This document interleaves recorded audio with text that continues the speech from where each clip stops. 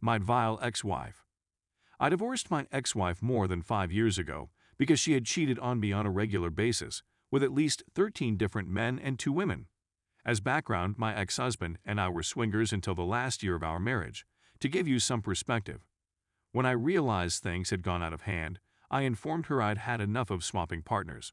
Unfortunately, she didn't agree and continued to meet up with guys behind my back. During the 6 months leading up to our divorce, my oldest child was diagnosed with a life-threatening condition. I will not go into details in order to preserve my identity. She started to crumble under the pressure and began to drink excessively, putting herself and our children in danger as a result. It became so terrible that I was forced to leave the house for a few weeks, bringing our children with me to live with my parents. Her closest friend, we'll call her Amy, called me at this time because my ex had exposed all of her dirty deeds to her on a girls' night out only a few days before. During the course of her pregnancy, she confessed to sleeping with a new guy every night and getting inebriated. She also told Amy that she had left our 3- and 4-year-old children alone at home for one night a month earlier in order to meet a guy, and that she had done so in order to meet a man. The rumor was that my ex-girlfriend was planning to file for divorce once she had sucked some more money from me while living rent-free in my home, according to Amy. It was at this point that Amy and I both agreed it was time to bring a halt to the relationship. Her staying with me was a source of frustration for her since she loathed me and couldn't go out and play around with her posse of desperate boys.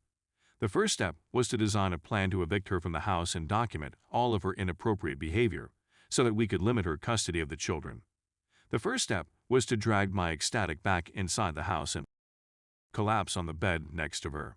She became completely mad, demanding that I leave the house immediately and threatening to call the authorities if I didn't comply. She had no clue that I was recording the audio of our conversation.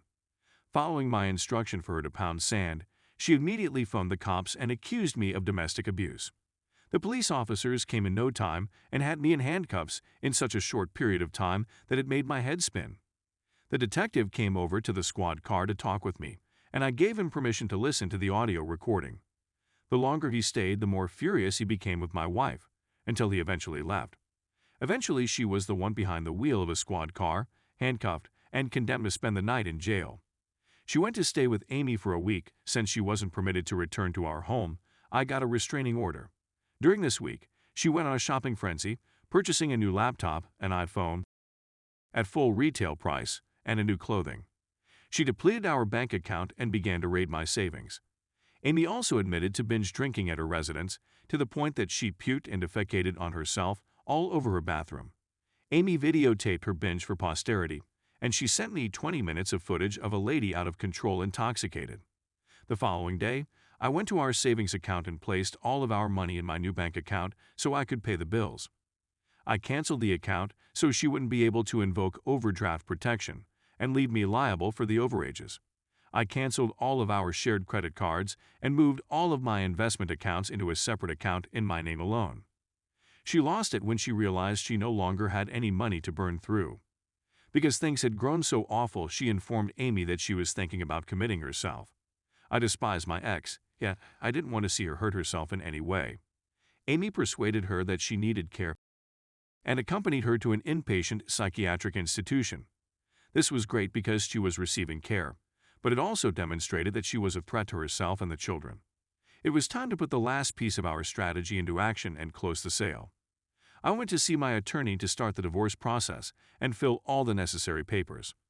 My attorney was outraged by my ex's conduct and was completely committed to assisting me in obtaining primary custody. He submitted my divorce decree and also persuaded the court to issue a temporary restraining order until our first hearing. We served the papers on her while she was in the hospital and scheduled the first hearing for 2 weeks later. The first hearing day arrived, and she arrived with her counsel. They didn't know what information we had since it was a pre-litigation hearing. She took the stand and began lying her heart out, telling the court how abusive I was and how that is what drove her to the mental hospital. She presented a persuasive point and performed a Grammy-winning performance. It was then my time. My lawyer provided all of the evidence, including videos and bank records. The turning point came when my attorney summoned Amy to the stand to testify. She narrated a horrific tale of a neglected mother who was absolutely out of control. A tale of a mother who was struggling with drug usage that was only getting worse. My ex couldn't keep her mouth shut the whole time Amy was on the stand. She made her attorney appear like as since all of her falsehoods were now revealed and contradicted what she had told him. When the dust cleared, I was granted exclusive custody, and she was granted supervised visits until she completed rehab and received more therapy. We swiftly reached an out-of-court settlement, agreeing to a progressive visitation schedule as she completed treatment and mental health therapy. I received the home after giving her a piece of the equity. I kept all of my financial accounts, and I get to see my kids around 80% of the time. She was able to spend the following 2.5 years living with her mother and bouncing from job to job. Life is very wonderful 5 years later, and it's much better knowing she's no longer my concern. Story 2. I, 30 male, finally got truth and pried out confessions from my wife, 30 female of 5 years, that she's been having an affair for months. Despite the fact that this is still a throwaway, please read the previous post for background. My wife finally opened up to me about some of the facts of our lives last night. As soon as she arrived in town for a bridal shower last weekend, I made it clear to her that she was not permitted to drink alone with her friend back home in the South. We recently moved up north. She proceeded to tell me about her weekend activities, all of which were perfectly innocent. It was suggested that I get in touch with the dude's girlfriend. Though I was apprehensive about doing it at first, I'm quite glad I did it. I questioned as to whether she had ever had any reservations about these two. Yes, she acknowledges that they have spoken about it, but he maintains that they are only good friends. She voiced her dissatisfaction with my wife's decision to spend the weekend at his residence. What the hell happened? What the hell happened? After that, I confronted my wife, who continued to spread the same lies. After that, I handed her the receipts to her for her consideration. She then changes the course of her story to okay. So I went out with him, but we didn't drink, and you seem to think that was okay with him. I didn't tell you because I was scared you'd be upset. I was wrong. A formalized paraphrasing of the original after all. You were just drinking with a group, and you believe it's all right to go home with this man since you didn't continue to drink. Thereafter came the statement, I have no recollection of where we went since I was too inebriated to remember. After careful investigation and pointing out lies and discrepancies, it was determined to be we kissed. We made out for an hour. I have feelings for him that I don't know what to do with. And we kissed back in November, as well are all phrases used to describe their relationship. Who knows what she's still hiding, but that's all I need to know for now, thank you. I'm honestly not sure how we'll be able to get out of this situation while still being married. After leaving my house, I made a reservation at a hotel. Since seeing all of the red warning flags in November, I've been suffering a great deal of anxiety. I feel a great sense of relief after months of being gaslighted to finally get some recognition for my efforts.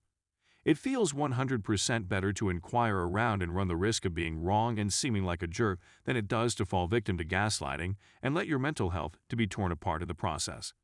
The fact that you are suffering from alcoholism is a disgrace, and you should get treatment, but this is no excuse for cheating.